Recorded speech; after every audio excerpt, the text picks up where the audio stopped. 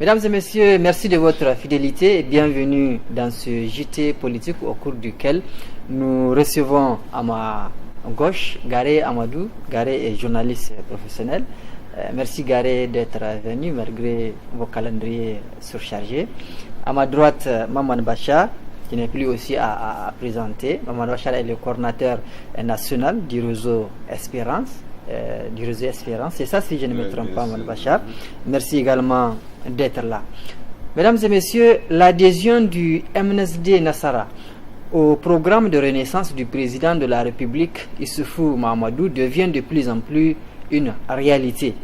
Conformément aux dispositions prévues pour la circonstance, c'est en principe le jeudi 6 octobre prochain que le parti de Seyni Oumarou va rendre officiellement sa décision de rompre avec l'opposition et par la suite adhérer à la majorité présidentielle. Oui, le jeudi prochain, faut-il le rappeler, s'ouvre à l'hémicycle de l'Assemblée nationale les travaux de la session dite budgétaire de cette institution. La déclaration d'adhésion du MNSD Nassara en question sera lue par son groupe parlementaire. Alors, pour commencer, Maman Bacha, si cela se concrétise, on peut déjà s'attendre à la composition de la nouvelle équipe gouvernementale au cours de la semaine en cours. Bon, les deux événements peuvent ne pas être a priori liés, mais il va sans dire que l'adhésion du MNSD Nassara, qui a fait déjà une déclaration solennelle, où il précisait rejoindre désormais le camp présidentiel, il est évident que cela doit logiquement être suivi par l'adhésion au programme de renaissance, puisque c'est ce programme-là qui est en cours d'application en République Niger comme étant la politique de l'État, c'est-à-dire la politique publique qui est en œuvre. À partir du moment où le MNSD rejoint le camp présidentiel, il est évident que il doit également adhérer à ces programmes-là. C'est juste une question de cohérence, puisque ce n'est pas, si vous voulez, une alliance préélectorale. Il s'agit bel et bien d'une alliance post-électorale, qui rejoint un camp déjà existant, qui a un programme et qui est en train de gouverner. C'est-à-dire maintenant, tout ce que le MNSD peut faire, en toute logique, c'est de demander la portion qu'on souhaiterait que lui il exécute en tant que plus grand parti après le parti au pouvoir, dans la mouvance présidentielle. Donc il est évident qu'en raison de l'envergure de ce parti-là, qu'il puisse exiger, il faut le dire aussi, un certain nombre de portefeuilles et d'autres postes de nomination qui pourraient lui permettre de participer pleinement à la gouvernance qui est en cours en République du Niger. Très bien. Alors Garé, quel rôle a joué Abuja, puisque jusqu'à un moment les choses semblent en tout cas être bloquées, mais il a fallu que le président Issoufou et Seyni Oumarou se rendent ensemble au Nigeria, face à face du président du Nigeria, afin que la date de la déclaration du groupe parlementaire soit connue. Oui, je ne sais pas si c'est lors de la visite du président au Nigeria que cette décision a été prise, mais déjà j'ai dit que le MNSD a déjà fait un grand pas en faisant la déclaration il y a quelques semaines, à laquelle, comme l'a dit Bachar, il disait vouloir rejoindre en tout cas la mouvance présidentielle. Donc, depuis le moment là, vous avez vu la déclaration, ils ont bien précisé que le bureau politique a donné mandat au président du parti pour que les conditions de cette adhésion-là soient établies avec le pouvoir. Je pense que les discussions continuent, n'est-ce pas? Et pour prouver qu'on est vraiment sur la bonne voie, c'est comme vous l'avez dit, c'est quand le président de la République était accompagné de Seyni Oumarou pour la visite au Nigeria. Donc ça veut dire que vraiment les relations entre les deux hommes sont redevenues au beau fixe et que la déclaration du MNSD est une déclaration qui suit une dynamique bien établie qui est en train de se poursuivre. C'est-à-dire que c'est un processus qui est là, qui est vraiment inexorable. Maintenant, Est-ce que Abuja a joué un rôle? Moi, je pense que déjà, il n'y avait pas de problème. Puisque le MNSD avait déjà fait une déclaration. Je ne sais pas quel est le rôle que Abuja pourrait avoir joué pour que, par exemple, il y ait une déclaration le 6 octobre. Je pense qu'à partir du moment où le MNSD Nassara avait fait une déclaration d'adhésion, il était établi que dans le calendrier, dans le cadre, ils savent très bien qu'au sein de l'Assemblée nationale, un groupe parlementaire rejoigne un autre groupe parlementaire, c'est par déclaration que ça se fait. Il n'y a pas de problème, vous dites, et puis ça a pris tout ce temps? Non, c'est pas que ça a pris tout ce temps. Vous savez, on l'a déjà dit sur ce plateau, c'est pas parce que le MNSD Nassara a fait une déclaration d'adhésion, déclaration d'intention d'adhérer à la mouvance présidentielle le lundi, que les gens vont s'attendre à ce que le gouvernement soit formé le mardi. C'est un processus. Et vous avez vu, le bureau politique a dit, je le répète, qu'il a donné mandat au président du parti pour établir les conditions de la matérialisation de cette adhésion-là. Donc, après, ils ont fait cette déclaration-là. Maintenant, il n'y a pas de problème. C'est-à-dire que les discussions se poursuivent. Il faut prendre un temps, puisqu'il y a une équipe gouvernementale qui est déjà en place, qui a commencé à mettre en œuvre certains projets. Il y a des ministères qui ont été mis en place. Et certainement qu'à la faveur de la formation du prochain gouvernement dans lequel le MNSD va rentrer, il y aura un réaménagement, n'est-ce pas? Il y aura peut-être la taille des ministres, du nombre de ministres qui sera réduit. C'est-à-dire qu'au lieu de 40, peut-être que ça va être réduit, certainement, n'est-ce pas? Donc, dans tous les cas, ce qu'il faut faire de la place au MNSD Nassara, c'est indéniable. Et forcément, même si on maintient le nombre exact, le nombre actuel de ministres, s'il faut faire de la place au MNSD Nassara, c'est que certains vont perdre leur poste. Donc, et il faut donner à ces ministres-là qui sont en place le temps de prouver, voilà, de se préparer, de prouver aussi qu'ils veulent. Parce que bon, c'est pas bon. C'est-à-dire que c'est pas. C'est pourquoi je vous ai dit que ce dossier-là, c'est un dossier que le président Youssoufou a géré avec délicatesse, avec élégance, avec le sens de la diplomatie, parce que les alliés, il y a des alliés qui ont soutenu avant le deuxième tour, et il y a le MNSD Nassara qui vient maintenant. Bon, il faut pas froisser, il faut tout faire pour que le MNSD Nassara soit salué pour sa venue, mais il faut faire ménager les susceptibilités au sein de la MRN pour que les gens puissent un peu supporter cette épreuve-là. Donc c'est pour cela que ce n'est pas beaucoup de ministres qui n'ont même pas fait 6 mois qu'il soit débarqué, c'est clair. Mais il n'est même pas de l'intérêt du MNSD Nassara, puisque le MNSD Nassara vient renforcer la majorité présidentielle. Le MNSD Nassara n'a pas intérêt à ce que la majorité présidentielle s'effrite. Le MNSD Nassara n'a pas besoin qu'on dise qu'à cause d'elle, la majorité présidentielle s'effrite. Donc le MNSD Nassara va faire preuve de patience. Et puis il ne faut pas seulement voir le gouvernement, n'est-ce pas? Les gens sont en train de se focaliser sur la taille du gouvernement. Mais non, avant même qu'on ne forme le gouvernement, les cadres du MNSD Nassara peuvent être utilisés dans le cadre de beaucoup de choses, dans les départements, avant même la nomination, la formation du gouvernement. Donc déjà c'est faisable. Mais les gens, ils se focalisent sur le gouvernement comme si c'est ça. Non, il y a des postes, il y a beaucoup de postes pour lesquels on peut utiliser les cadres du MNSD Nassara. Très bien. Donc, moi je pense que Abuja, je ne pense pas qu'il y avait un problème pour que Buhari joue un rôle, pour que Singh et Youssoufou s'entendent. Non, ils s'entendent. C'est ça qui a expliqué la déclaration d'adhésion du MNSD Nassara. Et c'est ça qui explique le voyage que Singh Omar a fait avec Youssoufou. Donc, vraiment, il n'y a pas de. Je ne pense pas que Buhari a joué un rôle. Très bien. Alors, Bachar, qu'est-ce qui peut expliquer le départ des deux hommes ensemble au Nigeria? Si Garé pense qu'il n'y a pas de problème, qu'est-ce qui peut justifier ce déplacement commun? Ok. Je pense que ça peut procéder d'une espèce de, si vous voulez, de création d'une garantie aux accords. C'est-à-dire on a l'impression que chaque fois que les hommes politiques s'entendent sur quelque chose, à partir d'un certain moment de la mise en œuvre de cet accord-là, il y a des frictions, des mésententes et finalement parfois il y a des accords sur l'accord lui-même. Donc maintenant, pour qu'il n'y ait pas des accords sur les accords, on va chez un voisin qui est bien stable, qui est bien assis dans son pouvoir pour lui demander son témoignage. Son témoignage garant du respect de cet accord-là. Donc, à mon sens, ce voyage-là vers son excellence Buhari peut procéder de ces besoins-là, que chacun se sente en confiance vis-à-vis de l'autre, puisqu'il s'agit ici d'accords politiques. Et quand il y a accords politiques, les accords politiques particulièrement, si vous voulez, ils répondent à des exigences circonstancielles, à des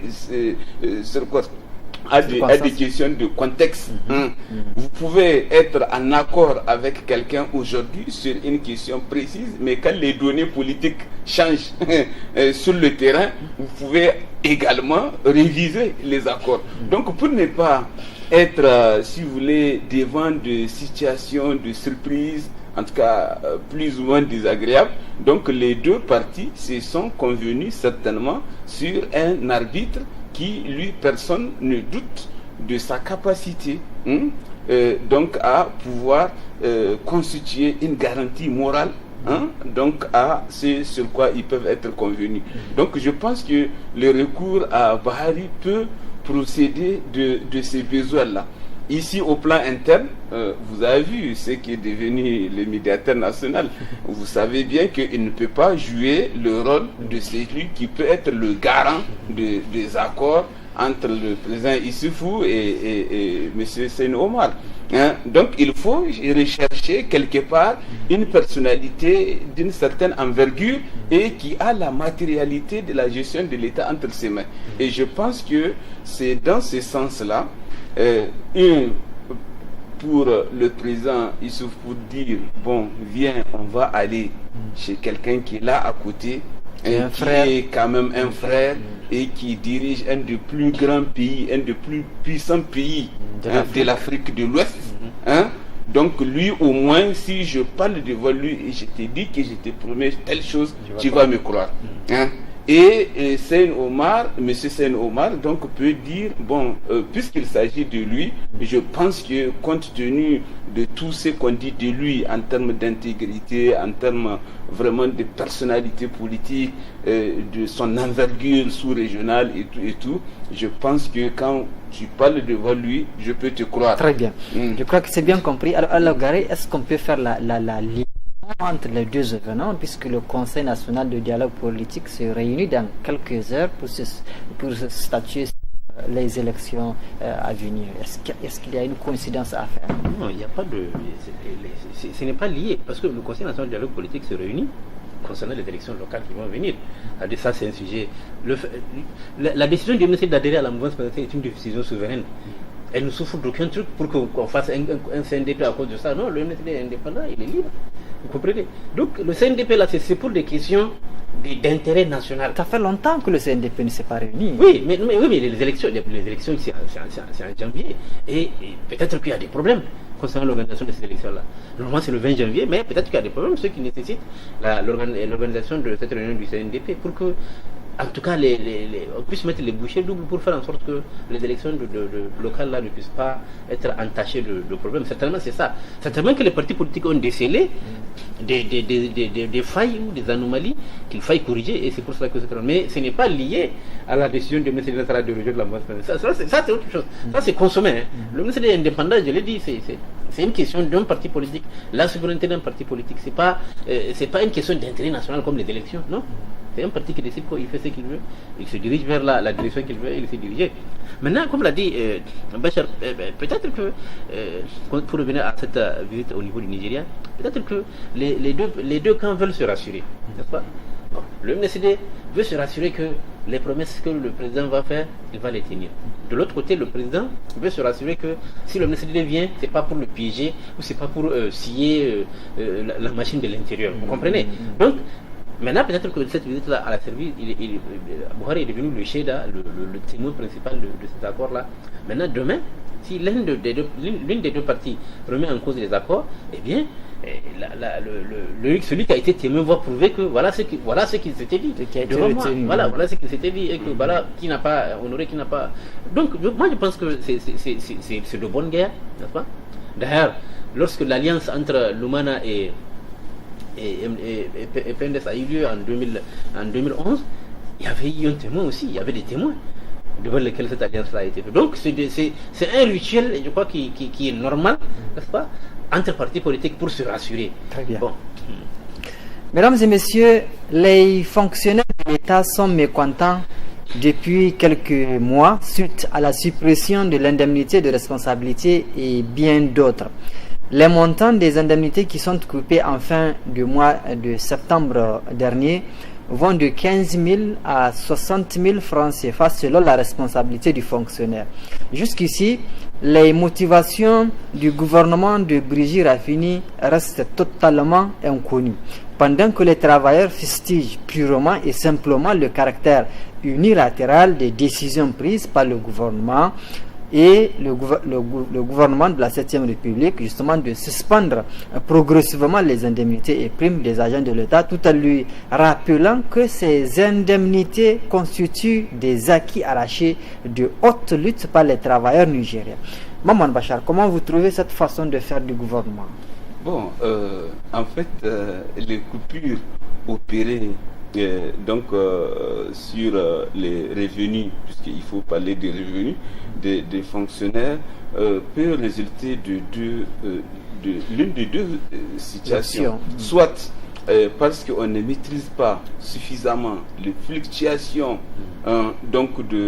des positions de fonctionnaires, qui passent soit de la responsabilité à la non-responsabilité, auquel cas il faut faire une situation exhaustive. Et pour faire la situation exhaustive, il faut couper pour tout le monde. Maintenant, ceux qui ont réellement droit vont réclamer. Et donc là, on va constater ceux qui ont effectivement droit. Puisqu'il y a des situations, comme vous le savez, dans notre pays où on refuse jusque-là l'informatisation de l'ensemble du système, ou en tout cas, parfois, vous continuez à percevoir des indemnités liées à une fonction que vous n'exercez plus il y a plus de 5 ans de cela. Donc, pour éviter ce genre de situation, ils ont pensé, de mon point de vue, ils ne me l'ont pas dit, ils ont peut-être pensé qu'il fallait couper pour tout le monde. Maintenant, ceux qui ont réellement droit vont réclamer et on va constater en ce stade-là les réels bénéficiaires et se concentrer sur eux et eux uniquement. Ou bien alors, il s'agit d'une option économique où on aura fait une simulation, c'est-à-dire en disant que puisqu'il y a des tensions de trésorerie, si on continue à payer ces volumes de salaire mensuels, on risque d'arriver à un moment où on ne pourra plus payer. Mais quand on fait une simulation, on voit qu'en coupant les indemnités liées aux responsabilités, peut-être on peut tenir jusqu'à un certain moment. Pendant une période donnée. Voilà, pendant une période donnée. Donc on va le faire. On va simuler des erreurs dans les calculs. Et maintenant, le temps que le Trésor retrouve sa sérénité et sa santé d'antan, on va rétablir pour ceux à qui on aura coupé indûment les indemnités. Donc pour moi, en tout cas, ça ne peut être que l'un ou l'autre des cas. Très bien. Garé, qu'est-ce qui peut justifier selon vous ces coupures et pourquoi n'avoir pas d'abord averti les concernés, les fonctionnaires? Oui, je crois que selon les informations que nous avons eues, c'est la première option de Bochar qui était l'option que puisqu'il y a une note de service, il paraît, qui a été distribuée au niveau de tous les ministères. Il faut dire qu'il y aura une suspension des indemnités pour voir clair justement, puisqu'il y a des changements de responsabilité. Donc il faut que l'État puisse voir clair, puisque déjà avec le truc des contractuels où on a décelé 3 milliards, c'est que ça veut dire qu'il y a des anomalies partout. Il ne faut pas qu'on indexe les contractuels, c'est pas seulement au niveau des contractuels, il y en a partout des anomalies. Pour voir clair, on va suspendre les indemnités jusqu'à ce que la situation, l'État puisse voir clair et après on va régulariser, c'est-à-dire que les gens vont récupérer leurs indemnités.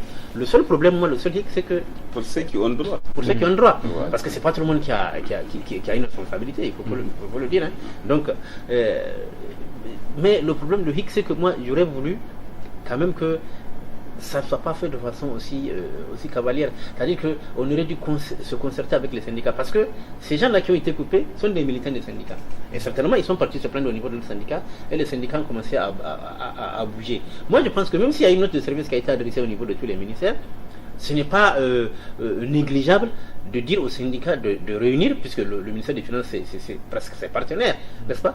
De réunir les syndicats et leur dire que bon, voilà, pour une période de tel mois à tel mois, nous allons suspendre les indemnités de responsabilité parce qu'on ne voit pas très clair dans cette situation. Donc, on a l'impression que des gens qui ont quitté une fonction continuent à percevoir les indemnités liées à cette fonction-là, alors qu'ils ont été remplacés, etc. Ou des gens qui sont décédés, d'autres. Donc, il faut qu'on voit clair. Et maintenant, en associant les syndicats comprennent.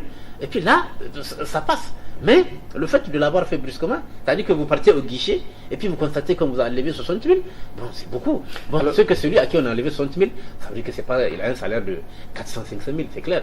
Donc, vous avez parlé de responsabilité, c'est pas tous les travailleurs qui. Oui, c'est pas tous les travailleurs, c'est clair. Qu'est-ce que vous appelez responsabilité? C'est quoi la responsabilité? Mais ce que je veux dire, c'est qu'on dit l'indemnité de cela. C'est-à-dire que bon, au niveau de la fonction publique, il y a les fonctionnaires simples et puis il y a les fonctionnaires qui occupent des chefs de service, des directeurs, oui, des directeurs, etc. C'est pas tout le monde ça. Donc c'est un cercle restreint, vous comprenez. Mais si l'État l'a fait, c'est parce que peut-être l'État veut voir clair. Le seul problème, c'est que dans la démarche, l'absence de communication avec les syndicats est à déplorer. Parce que je pense qu'il faut changer de stratégie. Si on veut engager des mesures qui concernent les fonctionnaires, il faut qu'à chaque fois qu'on puisse les associer. C'est pas le principe qui est mauvais, selon moi. Moi, je ne trouve pas mauvais qu'on puisse voir clair dans une situation. Mais je me dis, avant qu'on engage cela, puisque l'État est souverain, avant d'engager cela, eh bien, il faut informer les syndicats, les centrales syndicales que bon, voilà ce qui va être fait. Même si je sais que, voilà, de façon officielle, quoi. Ça veut dire que certainement que les centrales syndicales ont vu cette note de service-là. Mais comme en syndicalisme, on fait comme si on n'a rien vu, eh bien, on dit que non, on n'a pas été associé. Mais certainement, ils ont vu cette note-là. Mais ceux qui n'ont pas été associés officiellement, et je pense que c'est là où la démarche du ministère des Finances a péché. Je pense que dorénavant, il faut à chaque fois qu'une décision qui concerne les travailleurs va être engagée, il faut associer, il faut au moins informer les syndicats. Informer les syndicats, même si l'État est souverain, l'État peut décider à un certain moment, mais il faut au moins leur montrer que bon, l'État ne fait pas des décisions unilatérales où c'est pas de la dictature. On vous informe que voilà ce qu'on va faire, voilà ce qu'on peut faire, c'est une période. Et que ces coupures-là, il ne faut pas que vous pensiez que non, c'est fini. Non, non. Si on fait ces coupures-là pendant 6 mois, c'est lui qu'on va constater qu'il est dans son bon droit, et bien les 6 mois d'indemnité là seront respectés. Mais c'est clair, c'est évident. Donc, et tout cela, pour que ça puisse se comprendre, c'est pas le dialogue. Il faut informer les syndicats, il faut discuter avec, il faut dire aux gens. Voilà, c'est ce qui a manqué, voilà. Justement. Et le problème, justement, je voulais vous dire, c'est qu'au niveau de beaucoup de ministères, il y a un véritable problème de communication. Aujourd'hui, les seuls ministères qui communiquent réellement, qui font de la communication, ils se comptent sur les bouts du doigt, à part le ministère de la Défense, le ministère de l'Intérieur, n'est-ce pas?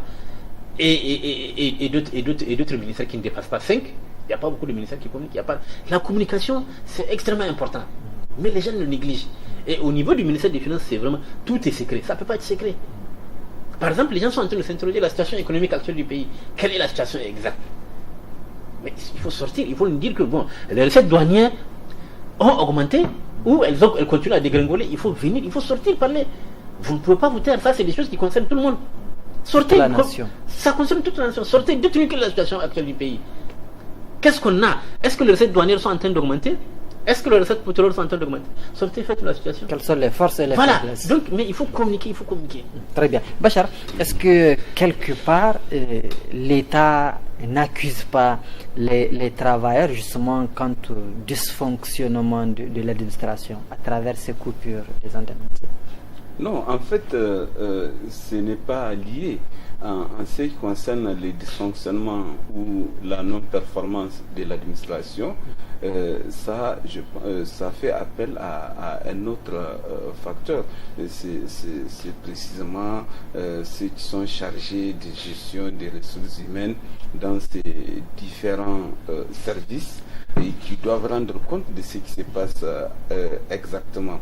Est-ce qu'il y a une bonne planification d'abord du travail? Est-ce qu'il y a une bonne répartition des tâches? Est-ce qu'il y a des outils d'évaluation qui sont là et qui permettent non seulement d'encadrer l'agent, d'évaluer ses performances et éventuellement le sanctionner soit positivement ou négativement? Est-ce que c'est cette norme-là qui est en application dans tous les services publics? Quand il n'y a pas de normes, évidemment, ça permet à tout un chacun de faire ce qu'il veut. Mais quand il y a un cahier de charges précis, correspondant à une responsabilité donnée ou à un poste donné, il y a un moment à partir duquel on s'arrête pour voir entre ce qui a été planifié, donc prévu et confié au fonctionnaire et le rendement auquel il a parvenir exactement. Donc on peut savoir si donc cette performance, si elle est positive, elle est liée à quoi, ou alors quand elle est négative, on recherche les raisons pour lesquelles il produit de la contre-performance. Est-ce qu'il n'est pas au poste correspondant à son profil, ou bien il y a des facteurs qui lui sont extérieurs et supérieurs qui lui ont empêché donc d'accomplir les tâches qui lui sont confiées. Il n'est pas suffisamment motivé, ou tout simplement c'est un fonctionnaire incompétent par rapport donc aux responsabilités qui lui sont confiées. Mais malheureusement, depuis la forte politisation de l'administration, il faut le dire, cette préoccupation-là n'est pas la plus fondamentale. C'est-à-dire, vous pouvez produire de la contre-performance si vous avez des soutiens politiques qui vous amènent au poste où vous êtes. Vous pouvez rester tant que donc ceux qui vous ont amené sont là. Et alors que par le passé, ce sont vos performances qui vous permettent de rester ou de quitter le poste auquel vous êtes. Donc, pour me résumer, je pense qu'il est important à ce qu'on responsabilise davantage les différentes directions des ressources humaines pour qu'ils ramènent cette culture donc de planification et cette culture d'évaluation et cette culture d'encadrement, puisqu'il peut y avoir des gens qui sont de très bonne volonté, mais ils ne sont pas suffisamment encadrés, c'est-à-dire ils ne sont pas orientés vers des objectifs précis qu'ils partagent eux-mêmes. Puisque une chose est de confier une tâche à un agent, mais une autre est de parvenir à le mettre dans la dynamique des objectifs qui sont recherchés à travers la tâche. Enfin, qu'il soit profitable. Oui, qu'il soit lui-même convaincu que les objectifs-là sont pertinents et qu'il a intérêt à pouvoir les atteindre pour que lui aussi, il atteigne ses propres objectifs en tant que fonctionnaire. C'est-à-dire qu'il évolue en grade, qu'il parvienne à acquérir beaucoup plus d'expérience et donc de responsabilités et donc d'indemnité pour pouvoir donner le meilleur de lui-même. Mais quand il n'y a pas cette culture de planification, il n'y a pas cette culture d'évaluation, il n'y a pas cette culture des sanctions, donc de mérite ou de contre-performance, on ne peut pas produire la performance. Très bien, très bien. Gary, est-ce que ce comportement du gouvernement, quelque part, ne viole même pas le principe élémentaire du dialogue social? Non, mais il faut bien dire que quand même, une chose est sûre, c'est que le gouvernement a froissé les syndicats à travers cette mesure-là. Les syndicats sont mécontents. Et moi, je ne peux pas dire que le gouvernement n'a pas quelque part péché dans cette affaire-là. Parce que, je vous ai dit, quelle que soit la mesure, vous savez, c'est la communication qui est vraiment le moteur. Le moteur, c'est-à-dire communiquer. Même si vous allez prendre des mesures, il faut informer les gens. N'est-ce pas? C'est vrai, il y a eu des notes qui ont été distribuées au niveau de tous les ministères. Mais ces notes-là, c'est insuffisant. Les syndicats, même s'ils ont vu ces notes-là, ils font comme s'ils n'ont pas vu, parce qu'il n'y a pas eu officiellement de rencontre entre un comité qui a été mis en place, par exemple, au niveau du ministère des Finances, qui regroupe les cadres du ministère des Finances et les responsables de différentes centrales syndicales pour informer. Oui, voilà. Donc, comme il n'y a pas eu ça, ils font comme s'ils n'ont pas vu. Je ne sais pas. Parce que les choses se font de façon officielle. Il faut communiquer. Maintenant, si, par exemple, l'État décide que, dans 6 mois, il y aura réduction des salaires des fonctionnaires. C'est un exemple que je prends. Je ne dis pas que c'est ça qui va être. Il ne faut pas que les gens commencent à qu'ils me lynchent. J'ai dit, je prends un exemple. Si l'État a l'intention, par exemple, de couper les salaires des fonctionnaires, il dit que à partir de quel mois, on va dire, à partir de décembre, il y aura une diminution des salaires de 10%. Je répète, c'est un exemple. Eh bien, avant que ça ne soit fait, l'État réunit les centrales syndicales pour leur annoncer que voilà ce que je compte faire. Et surtout, voilà la raison pour laquelle je compte faire. Parce qu'il faut expliquer pourquoi, l'argument. Il faut convaincre. Donc, et voilà pourquoi je veux faire ça, voilà pourquoi je veux faire ça. Et en ce moment-là, les syndicats sont plus à même d'accepter et de faire ces sacrifices-là. Mais déjà, je crois que les syndicats sont dans une disposition où ils disent que les sacrifices, ils ne sont pas contre, mais il faut que tout le monde fasse des sacrifices et jusqu'au plus haut niveau. Et ça, ils ont raison. Donc, maintenant, il faut donner le bon exemple. Et quand je dis le bon exemple, ça veut dire qu'en haut, c'est en haut, jusqu'à un peu en bas, jusqu'à l'Assemblée, etc., les députés, tout. Vraiment, quand tout le monde fait les fonctionnaires, quand c'est une dynamique d'ensemble, quand c'est un mouvement d'ensemble, les fonctionnaires sont plus à même de comprendre. Mais si on veut faire en sorte que les fonctionnaires seuls face des sacrifices, je vous assure que ça va créer des problèmes. Ça va créer des remous sociaux. Les syndicats vont faire des grèves interminables. Et déjà, l'État, dont les finances publiques sont complètement exsangues, risque encore de subir de lourds préjudices financiers. Donc, je pense qu'il faut dialoguer, il faut informer. Et surtout, c'est parce qu'en informant, il faut essayer de convaincre. Très bien. Alors, Bachar, dans le cas où ces indemnités ne seront pas restituées aux bénéficiaires, est-ce que la décision est attaquable? Mais bien sûr, si vraiment c'est indûment que ça a été coupé, bien sûr, il y a les voies de recours qu'on peut exercer pour se voir rétablir dans ses droits. Ça, c'est une évidence. On est dans un état du droit. Et par contre, lorsqu'on aura perçu indûment, il faut s'attendre aussi au remboursement. Puisque, en fait, il y a longtemps, on n'applique pas ces types de dispositions-là. Vous pouvez passer 2 ans, 3 ans en train de prendre des indemnités qui ne correspondent plus à votre situation actuelle. Et c'est des fonds publics. Est-ce que c'est normal que vous preniez quelque chose que vous ne méritez pas, qui ne correspond plus à votre position actuelle? Mais on vous les verse, Maman Bachar. Si on vous les verse, vous avez une attitude citoyenne qui doit vous amener à aller déclarer votre situation exacte. C'est vrai que l'administration peut être défaillante, particulièrement au niveau de la direction des ressources humaines, où on doit constater justement les flux des changements de position au niveau des différents responsables. Hier, vous étiez par exemple directeur général. Aujourd'hui, vous êtes devenu fonctionnaire simple, sans responsabilité. C'est pas normal qu'on continue à vous verser les indemnités qui correspondent à celles d'un directeur général. Donc, si vous les prenez, vous-même, vous aurez fait un acte de malhonnêteté. Et même si l'administration est défaillante dans son fonctionnement, vous, en tant que citoyen honnête, intègre, vous devez aller déclarer que, bon, votre situation a changé. Hier, vous étiez DG, mais maintenant, vous ne l'êtes plus. Donc, on doit constater cet état de fait. Et malheureusement, beaucoup ne le font pas. Soit ils changent de responsabilité, ou vous avez même parfois des gens qui partent en études, d'autres qui prennent des disponibilités qui ne sont pas constatées, et vous avez même des cas de décédés dont on continue à verser les salaires. Donc il y a toute une situation qui est là, et on se demande même à qui profitent les crimes. Voilà. Puisque en fait, plus on alourdit les finances publiques, moins on rend l'État capable de supporter les charges.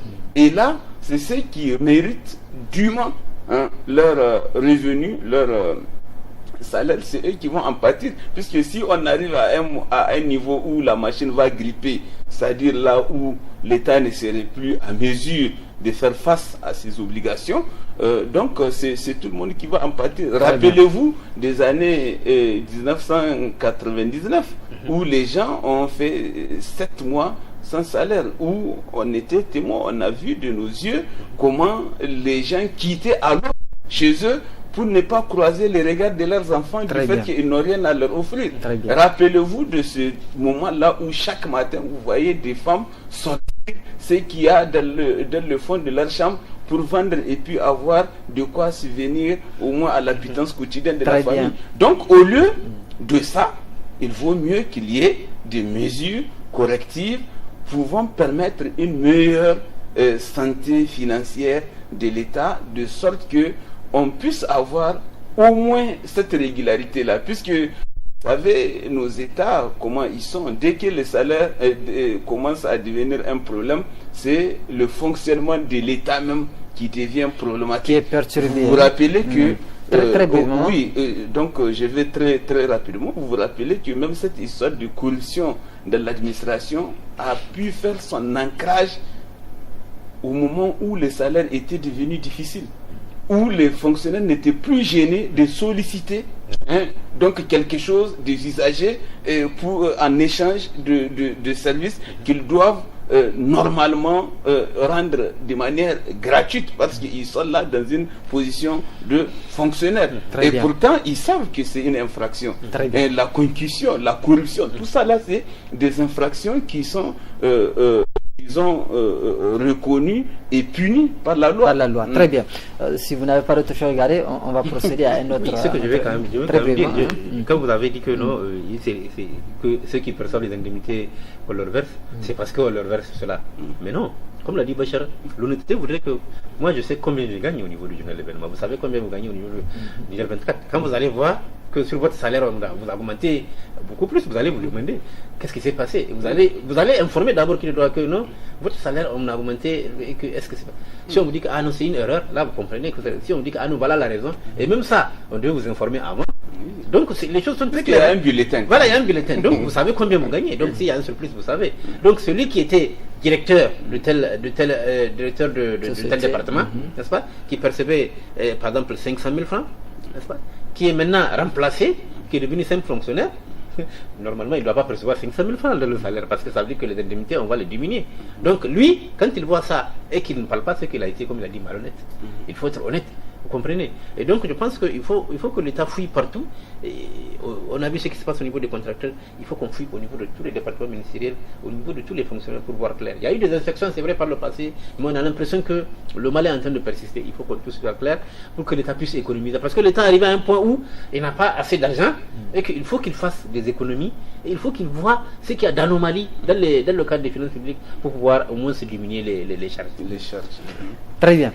Mesdames et messieurs, les deux principales compagnies nationales de téléphonie, à savoir Sonitel et Sahelcom, vont être fusionnées pour donner naissance à une seule entité dénommée Niger Telecom. L'objectif, selon le ministre concerné, est de gagner des parts de marché dans le secteur en Afrique de l'Ouest, mutualiser les ressources techniques, rendre l'opérateur national plus attractif, mais aussi et surtout de disposer d'un seul opérateur à l'instar des autres pays de la sous-région. Niger Telecom est doté d'un capital de départ de 23,5 milliards de francs CFA. La société sahélienne de communication et la société nigérienne de télécommunications avaient été nationalisées, rappelez-vous, en 2012. La Sonitel détient un quasi-monopole de fait sur la téléphonie fixe avec environ 155 490 abonnés, soit 97,77% de part de marché en fin 2014. En 2015, Sahelcom détenait environ 347 000 abonnés, loin derrière Airtel Niger avec 3,5 millions d'abonnés. Alors, ces deux sociétés nationales, Sonitel et Sahelcom, ont été dans le rouge de 2010 à 2015 avec un résultat net, disons, négatif d'environ moins de 2,5 milliards de francs CFA chacun en fin 2013. Alors, Bachar, est-ce qu'on peut dire que l'on s'achemine vers la fin des multiples escroqueries de certaines compagnies de téléphonie mobile installées au Niger, ou bien il faut attendre? Bon, mais je ne sais pas si vous faites le lien entre les deux.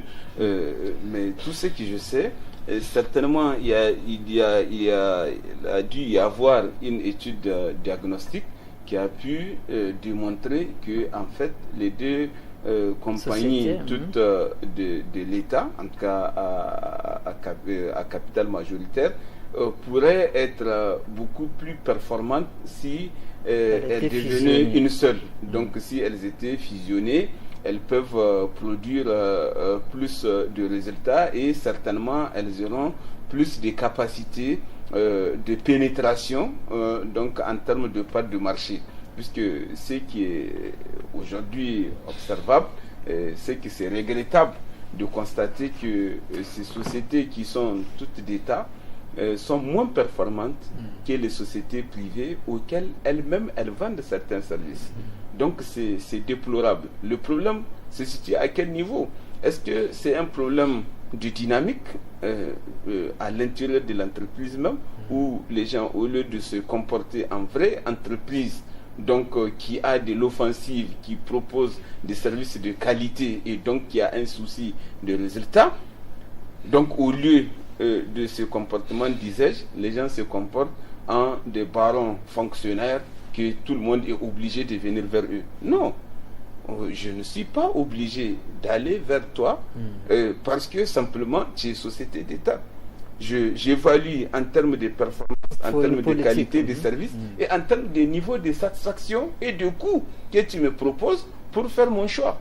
Et donc, il y a lieu de s'interroger véritablement pourquoi une telle contre-performance, puisque aujourd'hui, sans leur faire la publicité, si on regarde de près, Sahelcom est de loin l'opérateur qui offre des services de qualité à moindre coût.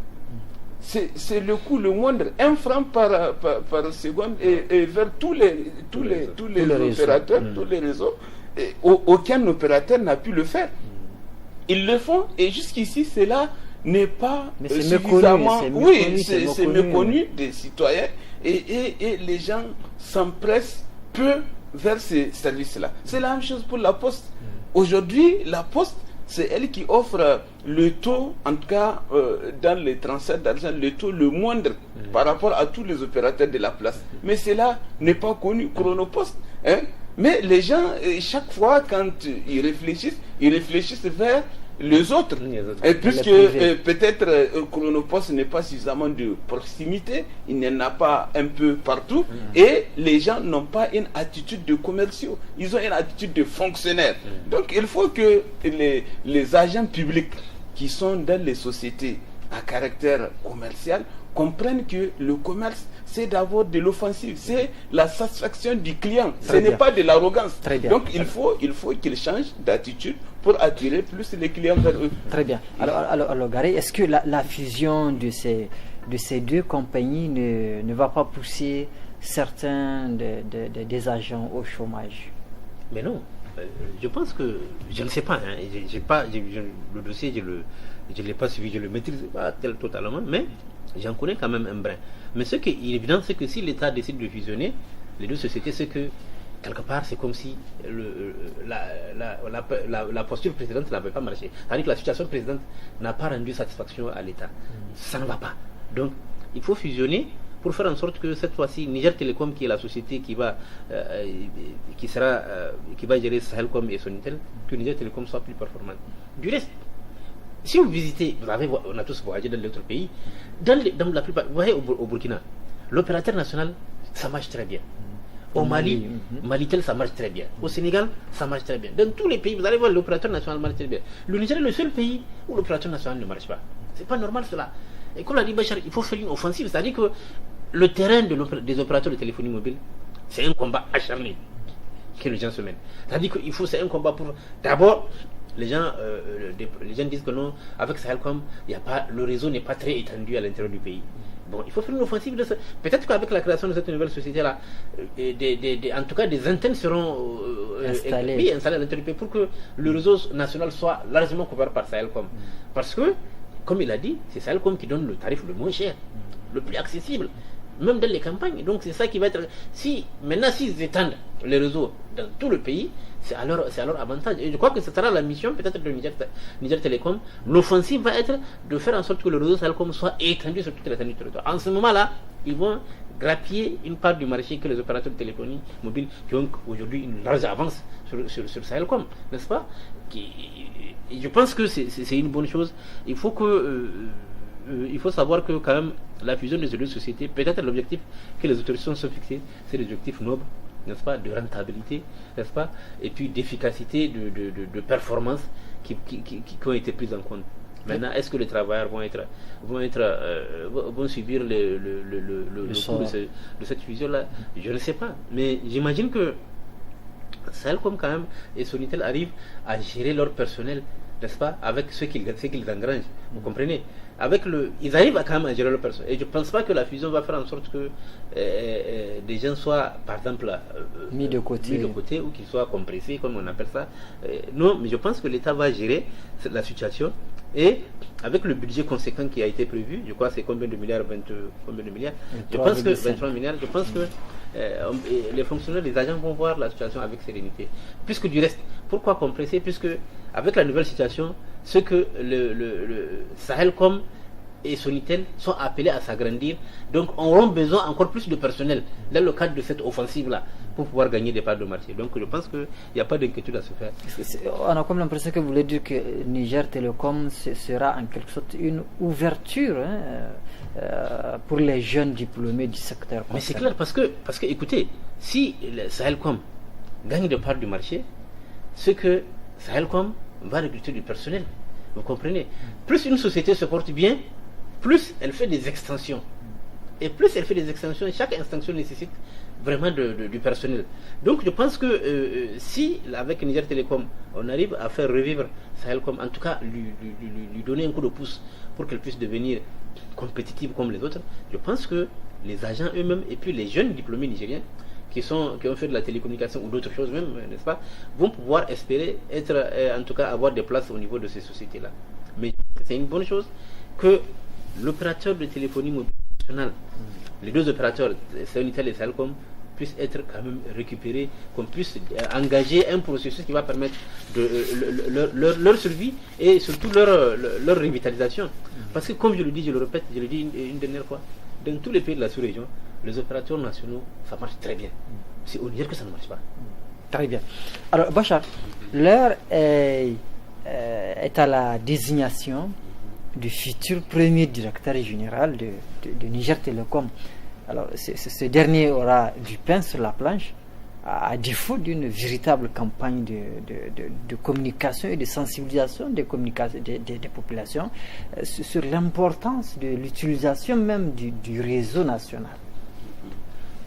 Bon, je ne sais pas si vous faites le lien entre la désignation d'un nouveau DG et la performance de ce. Puisque c'est une nouvelle société, ce n'est plus c'est Niger Telecom. Il est évident que puisqu'il y a eu cette fusion-là, il y a d'abord ce qu'on appelle un plan social. Je pense que si vous avez suivi le ministre Sadissou Yahouza, il a de fond en comble, en tout cas expliqué comment cela va se faire pour sécuriser les agents donc qui nécessairement ne seront plus utiles, en tout cas pour la nouvelle société. Il y a ceux parmi eux qui, de leur propre intérêt même, il vaut mieux qu'ils aillent se reposer, puisque en fait les exigences technologiques auxquelles nous faisons face aujourd'hui les dépassent un peu, et entre-temps ils n'ont pas actualisé leurs connaissances. Et il y a aussi il faut les pousser à la retraite.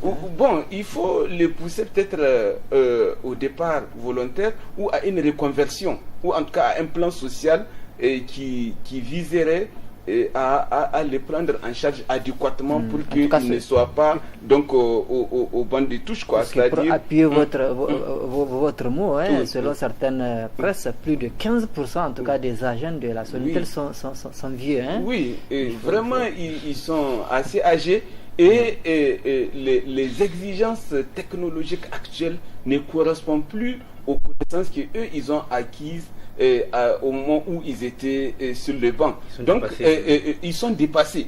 Donc il y a une nécessité, soit qu'ils actualisent leurs connaissances pour rester performants, ce qui me paraît un peu difficile pour certains, puisqu'ils ne veulent plus apprendre, ou alors qu'ils comprennent que en fait ils ne peuvent plus continuer, donc ils n'ont qu'à se reconvertir, ou en tout cas viser autre chose, quoi, pour continuer leur existence. Mais j'ai dit que cela doit être appuyé par un plan social pour les sécuriser, puisque c'est des pères de famille, c'est des gens qui ont donné de leur temps, parfois 25 ans, 30 ans de carrière. Donc il y a vraiment lieu de reconnaître cela et de les protéger. Et de l'autre côté, c'est que quand on fusionne, normalement, on considère que tous les agents qui étaient là n'existent plus. C'est-à-dire c'est un nouveau recrutement, normalement, qu'on doit faire. Dans ce nouveau recrutement, il y a des profils qui doivent être dégagés par rapport à chaque poste et qui correspond à un besoin pratique. Pas forcément un besoin social, c'est-à-dire un besoin pratique. Est-ce que l'agent en question est bel et bien utile pour le fonctionnement de l'entreprise? Et c'est cela un peu, si vous voulez, la difficulté de ce qu'on appelle les sociétés d'État ou d'économie mixte. Du fait de la forte influence de l'État là-dedans, parfois le côté social prend le devant sur le côté technique, sur le côté performance d'entreprise. Puisque une entreprise, c'est des résultats, ce n'est pas le social. Vous êtes payé donc pour un salaire que vous méritez correspondant à une tâche que vous avez accomplie. Et vous ne percevez pas tant que vous ne produisez pas. Donc il y a cette nécessité-là de dégager les bons profils pour faire de bons recrutements, c'est-à-dire depuis la direction générale jusqu'au plus petit poste, comme on appelle les services clientèle. Il faut tout changer. C'est bien compris. Gary, en quelques minutes, qu'est-ce que cette nouvelle société, Niger Telecom, en tout cas, doit entreprendre pour que les Nigériens puissent vraiment consommer localement? Oui, mais déjà, comme l'a dit Bachar, c'est une nouvelle société avec un organigramme bien défini. Vous comprenez? Ce n'est pas que ça sera comme avant. Non, ça ne sera pas comme avant. C'est-à-dire qu'il y a un organigramme bien précis avec des postes, comme il a dit, des profils bien déterminés. Où maintenant, en fonction des compétences de certains cadres, on va les reverser on va dire, bon, désormais, dans la nouvelle société, vous occuperez cette société. Il faut associer la Alcia même dans le recrutement. Non, c'est-à-dire, il ne faut pas trop fatiguer la Alcia aussi. La Alcia ne peut pas tout faire. Vous comprenez? Donc, moi, je pense que déjà, ce sont des cadres qui sont là, qui sont en train de travailler au sein de la société. N'est-ce pas? Ce n'est pas des cadres qui vont venir d'ailleurs. Non. Ils sont déjà là. Maintenant, il s'agit de les redéployer dans le cadre de cette nouvelle société-là. Faire en sorte que des profils, maintenant, vous allez occuper telle fonction. Parce que, comme on l'a dit, Niger Telecom sera une nouvelle société qui va gérer le truc de comment on appelle ça là, la téléphonie mobile, et puis le téléphone fixe, et puis la fibre optique, etc. Donc, c'est un nouvel organigramme, puisque l'autre option, l'option précédente, a échoué. C'est ça qu'il faut reconnaître. Ça veut dire que l'État était resté sur sa fin. Donc, cette nouvelle société-là va permettre de réparer toutes les erreurs du passé. Et donc, c'est vraiment une nouvelle configuration. Ce ne sera pas comme avant. Donc, je pense qu'il faudra que l'État vraiment déploie beaucoup d'efforts pour faire en sorte que... Oui, dans tout ça, là, vous ne voyez pas la place de la LCA? Non, je ne sais pas, puisque c'est pas... Sauf s'il y a de nouveaux recrutements qui vont se faire, c'est-à-dire sur la base de concours. Et là, ce n'est pas la Halcia qui décide de venir. Le ministre de la fonction publique là, qui a fait intervenir la Halcia, c'est lui qui a demandé à la Halcia. Sinon, la Halcia, c'est pas... Vous appelez le faire aussi. C'est pas dans ses attributions. Hein. Il faut bien que les gens... C'est pourquoi je dis, il ne faut pas la fatiguer. Elle a déjà sa mission à faire, il ne faut pas qu'on lui... Maintenant, si le ministère des Télécommunications dit que bon, dans le cadre de la nouvelle société Niger Telecom, on va recruter de nouveaux agents. Eh bien, nous voudrons que l'Alcia vienne superviser ce concours-là. Là, c'est autre chose. Et c'est faisable. Là, c'est faisable. Très bien. Très bien. Mesdames et messieurs, nous arrivons à la fin de ce JT politique. Nous avions reçu Maman Bachar, le coordinateur national du réseau Espérance, et Gary Amadou, journaliste professionnel. Merci vraiment de votre fidélité. Merci également à vous, chers téléspectateurs, mais aussi à toute l'équipe en place. Et à la semaine prochaine, Dieu voulant.